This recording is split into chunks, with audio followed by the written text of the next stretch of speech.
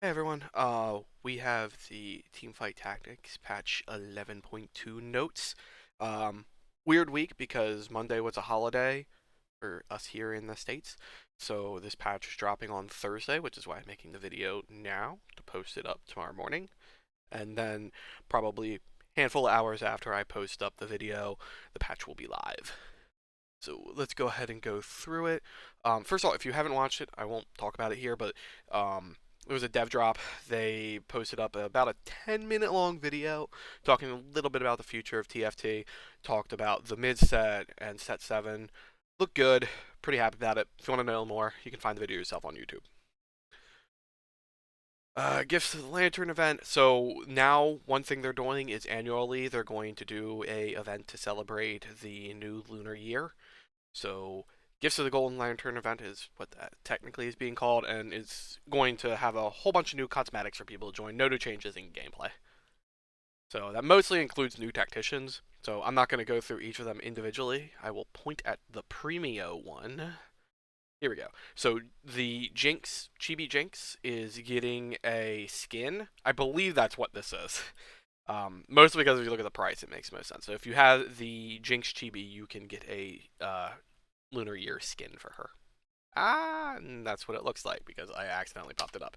And hopefully, uh, what did I do? Okay.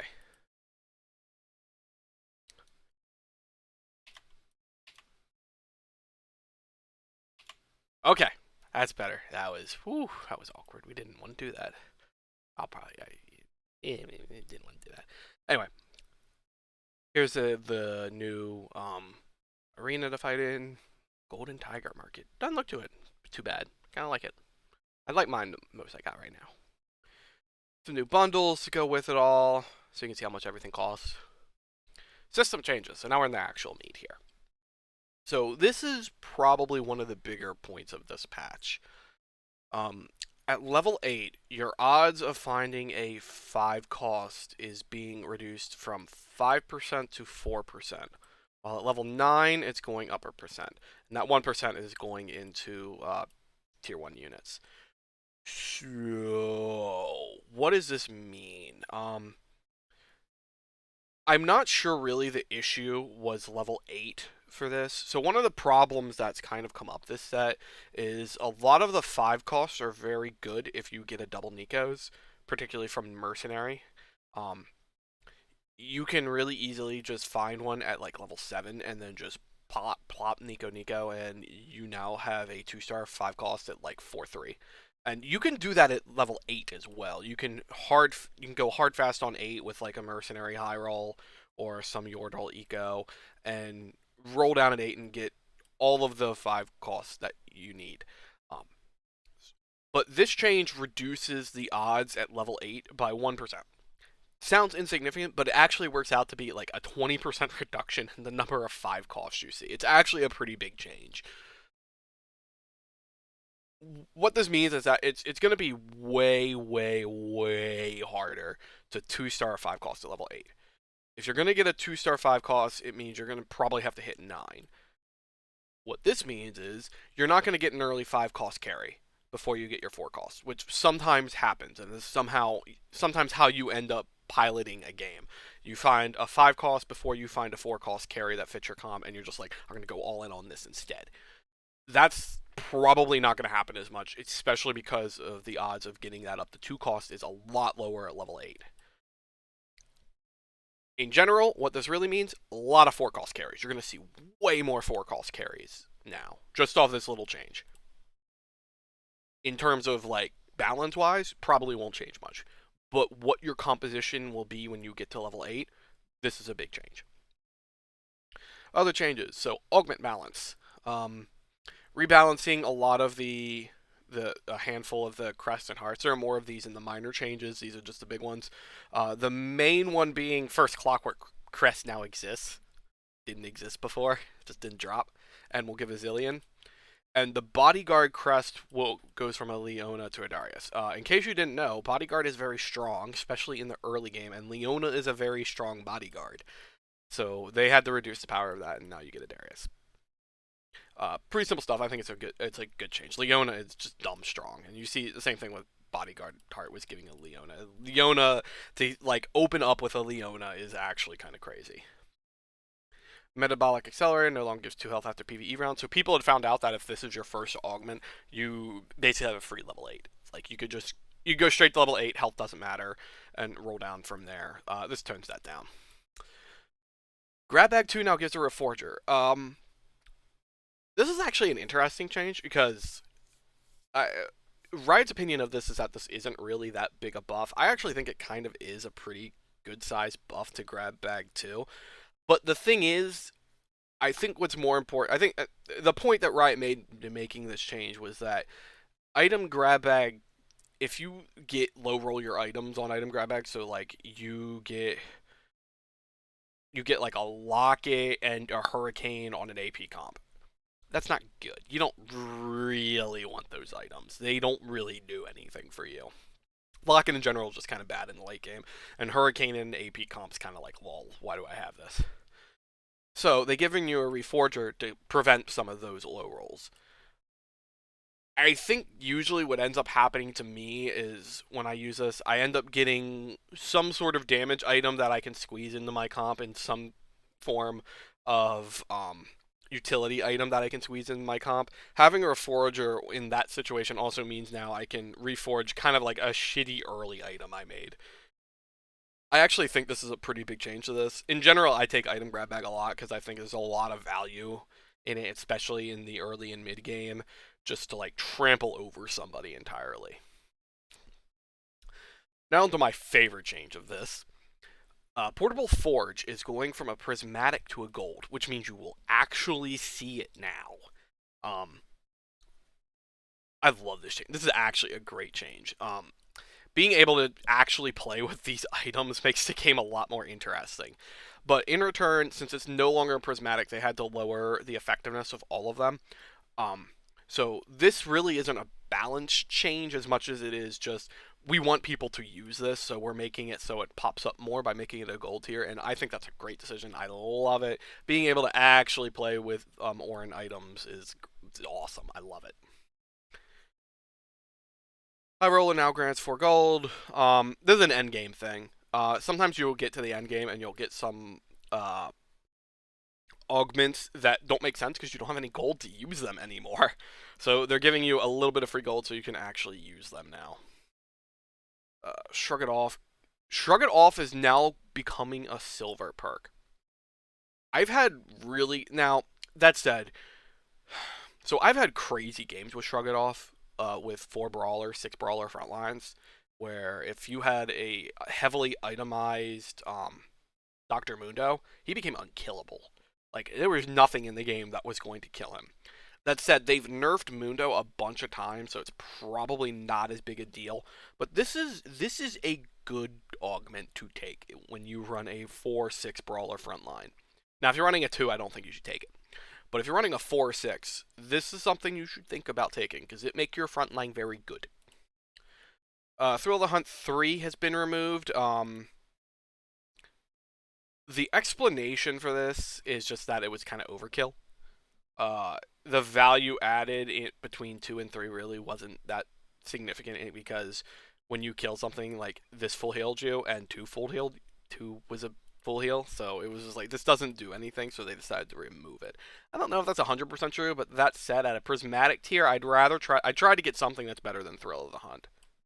I like Thrill of the Hunt. I usually take Thrill of the Hunt, because it's a very versatile augment. Wise spending, same change as High Roller. Trait changes, so Bodyguard. Okay, so here's the thing with Bodyguard. I know this looks like a kind of nerf, because I shouldn't say kind of, a complete nerf across the board. And it kind of is. So the armor is getting reduced, but they're increasing the shielding on bodyguards.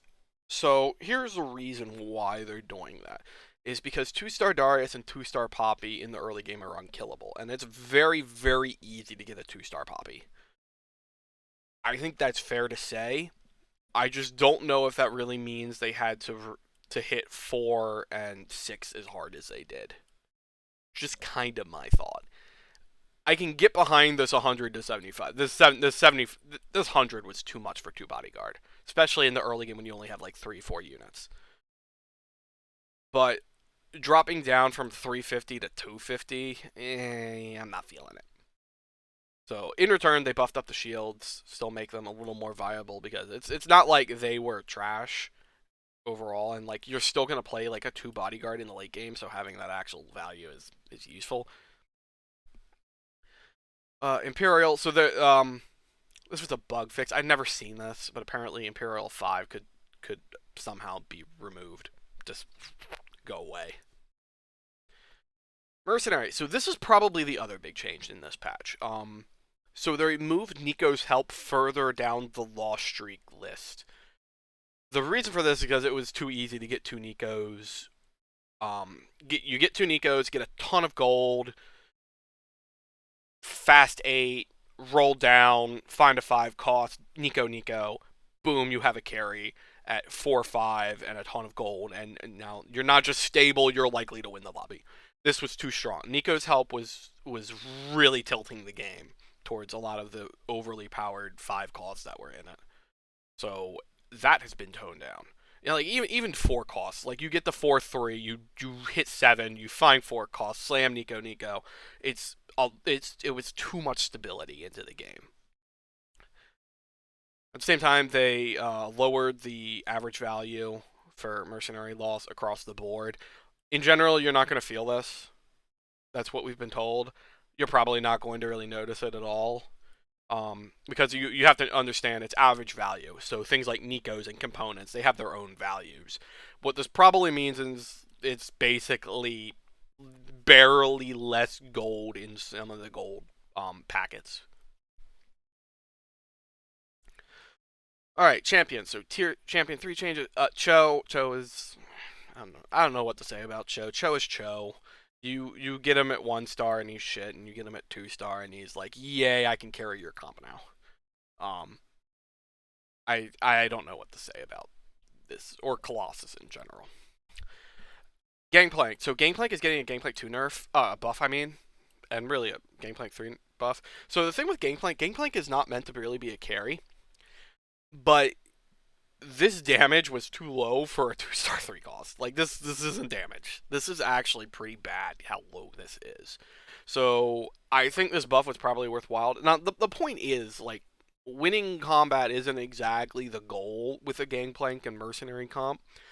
The goal is to farm gold. Like, that's where the value is, not really in winning. I mean, yeah, it's nice to win. But he's still a 3 cost, and getting a 2-star 3 cost should do something in the game. And this damages nothing. Like, going from 110 to 135 and spending 6 gold to do it by finding 2 other Gangplanks just wasn't worth it. So this should be a bit better, and it should play a bit better when you're trying to transition from a Mercenary comp into anything. Heimer. Interestingly enough, I kind of thought that the Heimer change they made to increase his range last patch could make him kind of crazy. Turns out, it almost did, except for the fact that he's not. He just doesn't do enough damage. The triple rockets doesn't fire enough. So to kind of buff that, because Heimer needs to be a high-end carry for particularly Yordles, but also like kind of lead in for a lot of the Arcanist comps. The only carry in Arcanist at 3 costs is Malthazar. So being able to have a Heimer also carry those items and maybe transition an Innovator comp into an Arcanist comp should be more possible. Something you should try more often. But in order to do that, Heimer just needs to be a little better. So they increase attack speed, increase damage on rockets. It's not even that much damage on rockets. The attack speed's probably the big part here.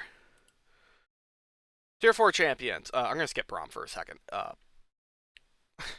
Seraphine. Seraphine Teal is getting crushed.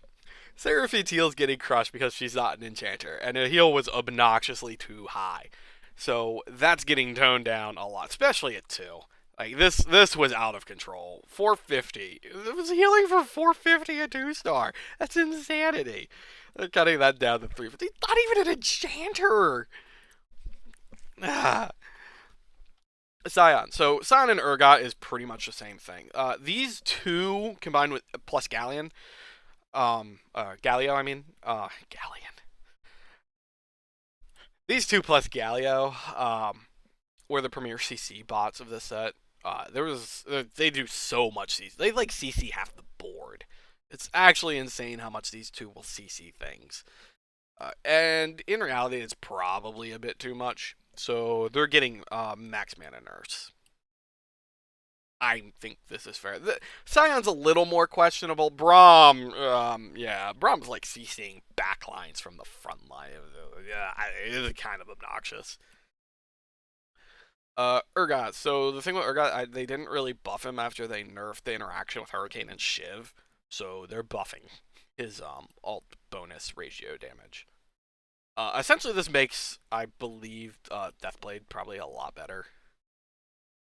Also, the duration on 3-star is doubled because Urgot is the worst 3-star 4-cost in the game. Tier 5 champions. Kaiser attack speed nerf. You did it. You did it. This is what we needed. There's been a lot of complaints about Kaiser throughout the entire duration of this winter, really. I won't say the whole set, but at least this winter. This kind of gets at the heart of the issue. She's too hard to contain, and you put a GA on her, and she's kind of unkillable. Kench. Okay, Kench is really strong. If you find an early Kench, you can easily win the game just by steamrolling your opponent over with tons of items. It's like Space Pirates, but built into one unit. One unit. And not only that, that one unit has one of the best CC perks in the game because he eats a unit and just makes it disappear from the board for like 10 seconds. And does 900 damage to it while it's off the board. Absolutely ridiculous. We all complained about Viego last set. Tahm Kench is doing the same thing with like 5 times as much health. So they're nerfing the damage on him. And they're also, like, this is also kind of an important part of it. They're reducing the stat gain on feed by 10%. This was the problem with early Tahm Kench. If you like got him at like 4-3 or something, and you just fed him a 1-cost every turn, his stats just scaled through the roof. Just feeding him dumb 1-cost and 2-cost. You don't feed him 4 or 5. You just feed him 1 and 2-cost because you're not wasting a lot of gold, and his stats just he just scales through the moon. User experience change on Tahm Kench. So the long story short of this is, if you're trying to swap champions on the board and one of them is Tahm Kench, you will no longer accidentally feed that champion to Tahm Kench. In order to feed Tahm Kench, the champion must come from the bench first. So that way you can swap things across the board all you want and not accidentally hover a champion on your board over Tahm Kench and have him eat them when you didn't want to do that. That was sad. That was sad. Happened too much too. Item change. Locket is being increased to 15 seconds. I actually like this change. I'm not quite sure really why it was 8 seconds. Probably because, as I know, it's Spirit Sharpshooter. This gave you time for Spirit Sharpshooter to scale up and murder people. But like that comp is so old, and I don't really think probably the closest thing to that comp right now is the Kog'Maw, the Protector reroll. That's probably the closest comp to that. But in general, Locket's not a great item, and you don't even want to slam it early because the 8 seconds is like too short to be that useful. Like your frontline unit can basically just tank all the damage for 8 seconds, and then you lose all of that shield for the other units that you had the Locket on. So I like this change. That said, I don't know if it really needs to be 15 seconds. I feel like it just could be infinite. But I think there's issues that come up when they have infinite shields, and it kind of messes up the game space that they've created. There are like certain interactions that just mess up if you have infinite shields. Shields last for an infinite amount of time. Smaller changes, augments. So more heart and crest changes. The main one is that they're added gold to a handful of them, and added champions to a handful of others. Sniper Sniper's Nest now has a visual indicator. Um, I've also gotten confirmation on Sniper's Nest. If you move a champion off that hex, but move it back to that hex before combat starts, you still have the ticks for Sniper's Nest. You can move them in combat as long as they end on the spot that they ended with last turn. Traits, Scrap 4 is getting a buff for reasons I don't really know. Um, Socialite Omnivamp is going from 30 to 33%. This isn't really a balance change. This is just a consistency change because Hodge is doing the same thing. And we'll talk about Hodge later. Syndicate. So Syndicate 7 is getting a little bonus because it's hard to do. um, I believe you really need 2 spats to make that happen. Like one spat really is not enough to make Syndicate 7 happen. You really need 2. But at the same time, the magic armor resist is being reduced. Shaco reroll is a pretty strong comp. I haven't had a lot of experience. Well, I shouldn't say that. I haven't had a lot of successful experience playing it myself, but it's been a pretty strong comp. It can stabilize you till you get to Akali, and as long as you had TF hold Akali items, it was kind of crazy. Nerfs to Ziggs. Ziggs has a lot of damage. I don't know why. Because his ult doesn't miss enough for it to be this much damage, in my opinion. I think they could have gone lower, but they didn't have to. I'm fine here. I'm not gonna say too much. Katarina's getting a health boost. She's a little weak since they crushed her, or really they crushed Static. Swain needed a nerf, and I think this probably isn't enough. They buffed Swain to the moon last patch, and only a handful of people really found out about that. Swain is still very good. This change won't change anything. Talon attack speed nerf. Talon 2 is actually like incredibly strong. He like will instantly snipe your carry in like 3 auto attacks.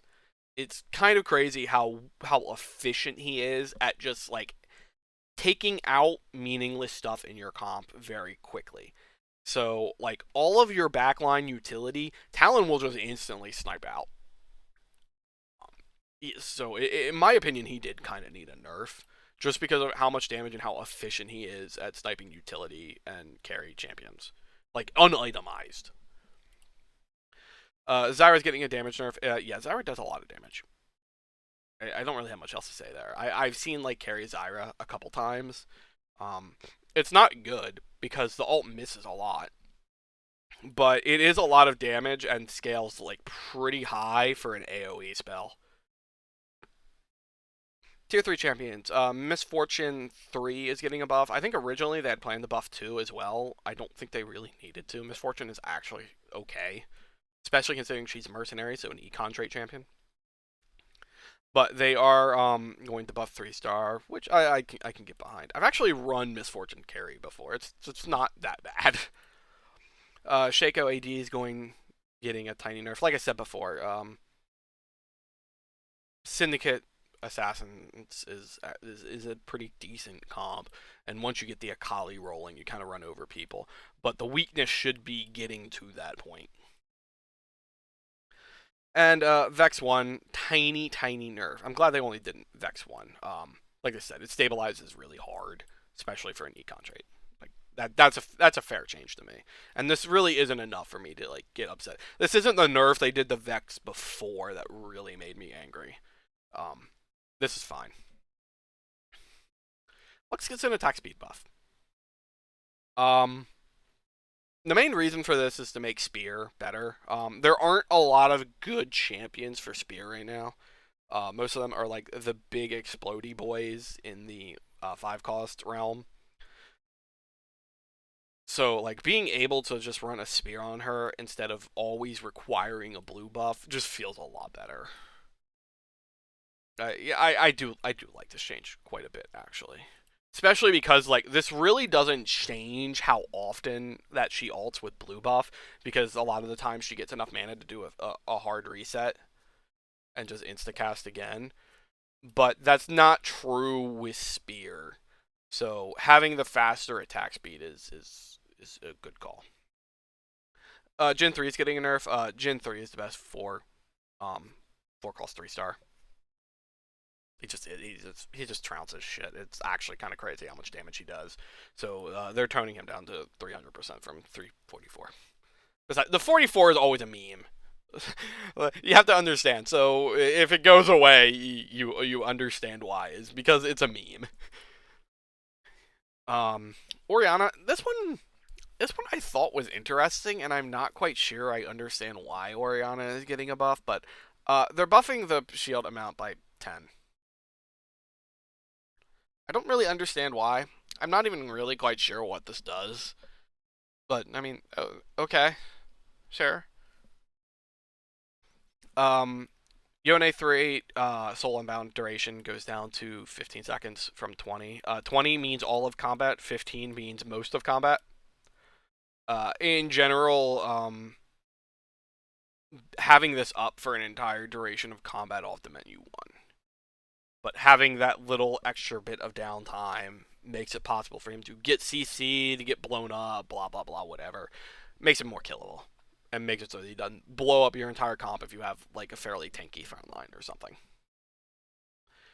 5 calls champions. Jay's getting an increased shield.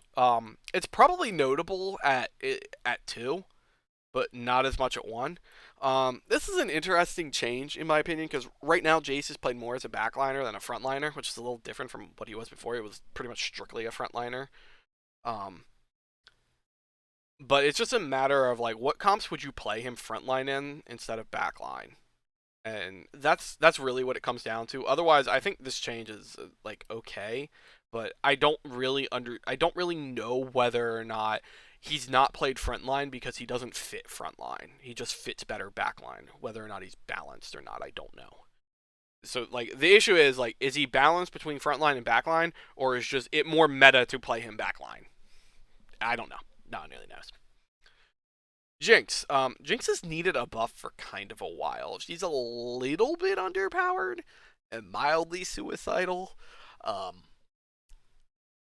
So they're buffing the Mega Death Rocket damage scaling.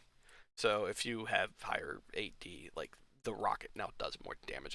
She needed a buff because I would expect that when this ult goes off, a lot of stuff dies, and usually a lot of stuff doesn't die. What ends up dying is the fact she, like, continuously attacks and does a lot of damage off just her auto attacks.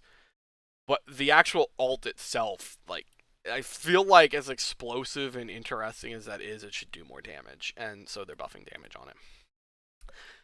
Victor, okay. So, I kind of have issues with this change. I'm curious where it's going to end. I have problems with Victor in general. But to summarize, they're buffing Victor at 1 star. At 2 star, the damage is going down, but he gets an additional laser. It's not noted here, but at 2 star, Victor gets an additional laser beam. So even though it's going down by 5 damage, there's a whole other laser that's swiping the board. I still have the same problem with Victor I've had for a while. He's incredibly difficult to play around. If you do not have a Zephyr, if you do not have a Shroud, it is almost impossible to stop him from ulting. And oftentimes at 2 star, this will auto kill your carry, no matter where you position your carry, because it is impossible to dodge. I think probably some more understanding of the logic of how Victor ults should be kind of public knowledge, but it's really not. I've seen some people come up with some understanding of how it works, and based off what I've read on that, I've found that it's kind of impossible to dodge him and position efficiently. The biggest issue is that the hexes that don't get hit are hexes you can't really position a champion to be in when he ults. There's just really no way to dodge this ult from killing things. Lots of things, I might add. And I think it's just too powerful. Now, that said, the 1 star at 325 was like a tickle. I didn't do anything. Itemized 2 star does too much damage. Um, it's a hard line to walk because you need to make the unitemized 1 star do something because he's a 5 cost, while the 2 star itemized should be very strong but not instantly game winning. And that's a tough line to straddle. But I think right now, and with this change, this is too much. I'm fine with this now. In fact, I actually think this might be still also be just a tad bit too high. I think 350 would have been fine, but 420 with an extra laser beam, I'm not happy on that. Item changes. They nerfed back down Chalice. They should have never buffed Chalice. When it came down to it, they should have never buffed Chalice. Everyone complained about it, and then they buffed it, and then everyone used it, and it's like, hey, this was busted the entire time. Guess what? Um, I didn't really think it was going to be as busted as it was, but it was very busted. I was watching people just throw down 3 or 4 a game, and I'm like, I'm not sure how I feel about this. Meanwhile, Hodge is going from the the the buff is going from 30 to 33% to balance out what they did with Socialite. I think just the number makes more sense logically to me. I don't think there's really another reason why. Bug fixes, like I said, Clockwork fix, Imperial 5 fix. Caitlyn's shot no longer hits invulnerable or intargetable objects. I have seen like 50 videos of Caitlyn's ult shooting a Hextech core, and it's still funny to me. Fiora's ability no longer fizzles if she dies while she begins her cast. Or her target dies. This is always sad face. Like, you never want that to happen. They fixed the 1 star. Fixed the sniper range buff going on while champions you sold. Yeah, this was an odd one that you never wanted to see. I've seen this one a handful of times where Dragon's Claw was proccing on physical alts rather than just like magical alts. I think this happens quite a bit with Samira, because Samira's ult I'm pretty sure only does physical damage off the top of my head. So Dragon's Claw shouldn't be like proccing on that, but I believe it does. Hurricane on Victor, yeah. This was a ninja attack that people didn't know about. There was a few challenger players that knew about this, but that were hiding it, and why you occasionally would see a Victor with Hurricane, and it never made any sense. This is why.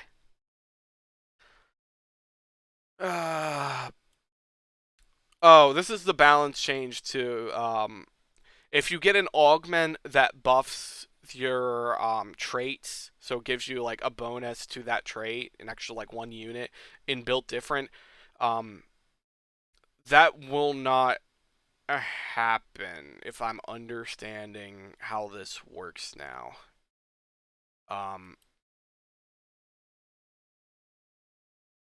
It's a little strange how this interaction is, but this is supposed to reduce like the badness of getting crown augments with built different. Zach no longer ults the same target twice. Damn it. That was my tech. And yeah, this is same thing. All right, so that's it for this patch notes. Pretty lengthy, but I suspect that this is probably the last patch we're going to see that's pretty significant before we get to the mid set. Mostly because they usually will like try to stabilize everything for now while the major tournaments are going on. So as you can see here's your highlights. Probably the biggest changes here are Heimerdinger and Urgot being buffed, while a lot of the CC from Scion and Braum has been reduced. Those are the two that I kind of circle to keep an eye out. I think Urgot is going to be a pretty strong champion with that buff to Purge, especially if you can get him a Deathblade. While at the same time, the Braum nerf I think hurts a lot of comps a lot of bit and will result in a lot more people playing Brawler frontlines now that should have been playing Brawler frontlines in the first place, because Brawler is actually a pretty good frontline, especially when you get a Tom Kench.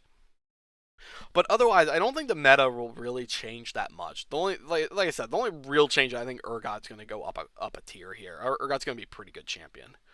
Anyway, that's about it. Thanks everyone. Hope you enjoy some games, and I'll see you around. Peace.